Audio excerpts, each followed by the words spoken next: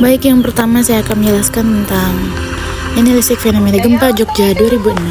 Poin-poin utamanya itu, yang pertama, letak karakteristik sesar opak merupakan patahan aktif yang memanjang dari wilayah Sleman, Bantul hingga selatan Yogyakarta. Dan yang kedua yaitu epicentrum gempa 2006 dan hubungannya dengan sesar opak, yaitu gempa 2006 pada tanggal 27 Mei berkuatan 6,3 berpusat di dekat jalur sesar opak. Pergerakan sesar ini diduga kuat berkontribusi pada terjadinya gempa, menunjukkan bahwa aktivitas tektonik lokal sangat menentukan besarnya dampak. Dan yang ketiga adalah dampak gempa 2006. Durasi gempa sekitar 57 detik dengan guncangan yang sangat kuat, menyebabkan puluhan ribu rumah roboh, ribuan korban jiwa serta kerugian material yang besar. Keempat, peringatan dan pemahaman geologi sebagai mitigasi. Sesar opak harus diberlakukan sebagai indikator bahaya alarm alam. Yang kelima yaitu pentingnya edukasi dan kesiapsiagaan dan kesadaran masyarakat minim sehingga korbannya banyak. Edukasi publik mengenai lokasi patahan, cara memperkuat bangunan serta rencana evakuasi saat diperlukan. Inti dari video ini yaitu adalah kunci pemahaman risiko gempa di Yogyakarta dan tragedi 2006 menjadi peringatan keras bahwa kesiapsiagaan bangunan tahan gempa serta edukasi publik harus ditingkatkan agar korban tidak berulang. Selanjutnya itu penjelasan video The Silent Threat Megatrust di pesisir. Poin-poin utamanya itu yang pertama, zona megatrust dan risiko besar. Megatrust terbentuk di zona pertemuan lempeng Indonesia, Australia, dan Eurasia. Potensi gempa yang sangat besar dan tsunami destruktif. Yang kedua, kesiapan masyarakat dengan situ geregen, tingkat kesiapan rendah. Hanya sekitar 20% warga yang tahu langkah tepat saat bencana. Yang ketiga, peran pemerintah dan koordinasi mitigasi. Mitigasi melibatkan BMKG, BPBD, dan BNPB, dan lembaga lokal. Yang keempat, media edukasi dan dokumenter. Animasi menjelaskan mekanisme gempa dan tsunami, memudahkan masyarakat awam memahami ancaman. Dan yang kelima yaitu tantangan nyata di lapangan. Pengetahuan masyarakat terbatas, belum paham tanda alam, kapan harus segera evakuasi, kapan harus segera melindungi diri. Ada infrastruktur evakuasi tidak merata dan banyak yang belum layak. Kesimpulan dan pesan penting dari video ini yaitu ancaman nyata. Megatrust bukan teori. Ancaman gempa bumi bisa terjadi kapan saja. Kesiapannya rendah. Dan ketiga, langkah penting untuk mitigasi harus mencakup kombinasi sistem peringatan dini. Yang keempat, peran masyarakat yaitu keselamatan tidak hanya bergantung pada pemerintah. Masyarakat harus aktif, mandiri, dan disiplin dalam kesiapsiagaan. Inti dari video ini yaitu menekankan bahwa tanpa kesadaran kolektif dan aksi nyata, meski sudah ada program mitigasi, korban megatrust di pesisir Indonesia berpotensi sangat besar. Dan video ketiga yaitu Disaster Resilience and Made in Japan. Poin-poin utamanya itu satu, frekuensi dan magnitudo gempa. Jepang berada di titik api Pasifik sering diguncang gempa besar. Kedua, regulasi dan kode bangunan. Jepang punya standar konstruksi ketat terus diperbarui setelah tiap bencana besar. Bangunan dirancang dengan teknologi peredam getaran. Tujuannya bangunan agar tidak runtuh meski mungkin rusak sebagian. Dan yang ketiga, sistem peringatan dini yaitu Earthquake Early Warning, memberi warga beberapa detik hingga puluhan detik sebelum getaran kuat datang. Yang keempat, infrastruktur tahan gempa yaitu fasilitas vital, rumah sakit, sekolah, transportasi dibangun agar tetap berfungsi pasca gempa. Hal ini mempercepat pemulihan darurat dan mengurangi kekacauan sosial. Yang kelima yaitu kesadaran dan latihan publik. Yaitu simulasi rutin di sekolah, kantor, masyarakat agar warga tahu apa yang harus dilakukan. Dan yang keenam itu pembelajaran dari bencana, tragedi Kobe 1999 dan Tohoku 2011 jadi guru besar. Dan yang ketujuh, hasil yang terlihat meski sering terkena gempa besar, korban jiwa relatif rendah dibanding negara lain dengan skala bencana sama.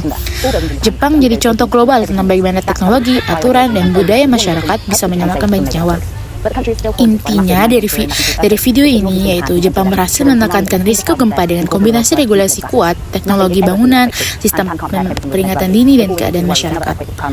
Dan penjelasan terakhir yaitu tentang video Disaster Resilience Made in Japan, yaitu Jepang menekankan ketahanan bencana yang terintegrasi, bukan hanya respon cepat tetapi bagaimana mitigasi teknologi, aturan, dan budaya masyarakat dipersiapkan sejak awal pembangunan. Poin-poin penting yaitu 1. Prinsip built-in resilience dimasukkan ke dalam perencanaan kota, tata ruang, dan konstruksi. Bangunan dan infrastruktur dibuat sejak awal dengan standar tahan bencana. Yang kedua, peran pemerintah dan kebijakan publik, regulasi ketat terkait kode bangunan, tata guna lahan, sistem evakuasi. Dan yang ketiga itu partisipasi dan kesadaran masyarakat, edukasi latihan rutin, komunikasi risiko. Masyarakat menjadi aktor utama kesiapsiagaan, bukan hanya menerima instruksi. Yang keempat yaitu inovasi teknologi dan infrastruktur, pemanfaatan teknologi modern, peringatan dini, bangunan tahap tahan gempa, jalur evakuasi, monitoring real time. Infrastruktur vital dirancang tetap berfungsi setelah bencana, mempercepat pemulihan. Dan yang kelima, pemulihan dan rekonstruksi, build back better, yaitu rekonstruksi pasca bencana tidak hanya membangun kembali, tapi ditingkatkan dengan secara lebih baik. Dan yang keenam yaitu belajar dari bencana masa lalu.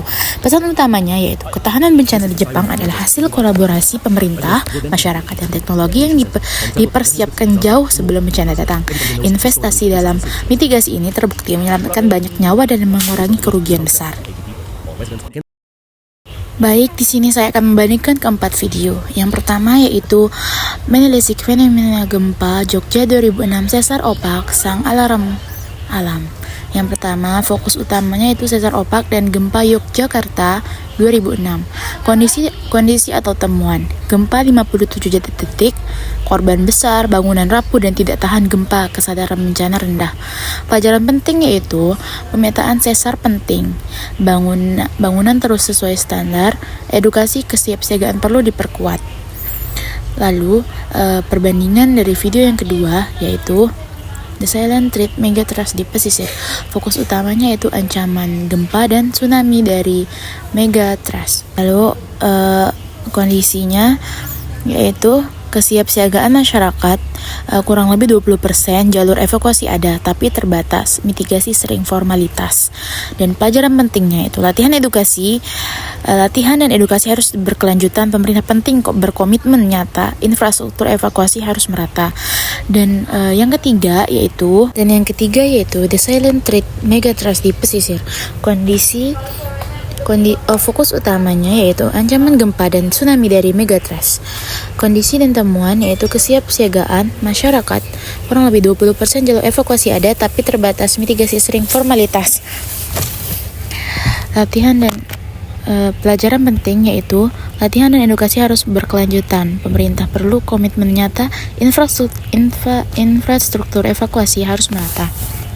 Dan yang terakhir yaitu ada Japan's Earthquake Resilience Explain, yaitu fokus utamanya ketahanan Jepang terhadap gempa. Kondisi temuan yaitu standar bangunan tahan gempa ketat, ada sistem peringatan dini nasional dan simulasi dan kesadaran publik. Pelajaran pentingnya yaitu kode bangunan disiplin, selamatkan nyawa, early warning efektif, latihan rutin dan masyarakat. Baik, intinya perbandingan dari keempat tersebut yaitu Indonesia atau Jogja dan Megatrust masih lemah di bangunan, kesadaran, dan komitmen mitigasi. Dan Jepang yang tadi ada 2 video yaitu unggul di standar bangunan, peringatan dini, latihan masyarakat, dan budaya kesiapsiagaan. Pelajaran umumnya yaitu Indonesia perlu meniru pendekatan Jepang, standar bangunan tahan gempa, sistem peringatan dini, latihan rutin, dan menjadikan kesiapsiagaan sebagai bagian budaya. Sekian, wassalamualaikum warahmatullahi wabarakatuh.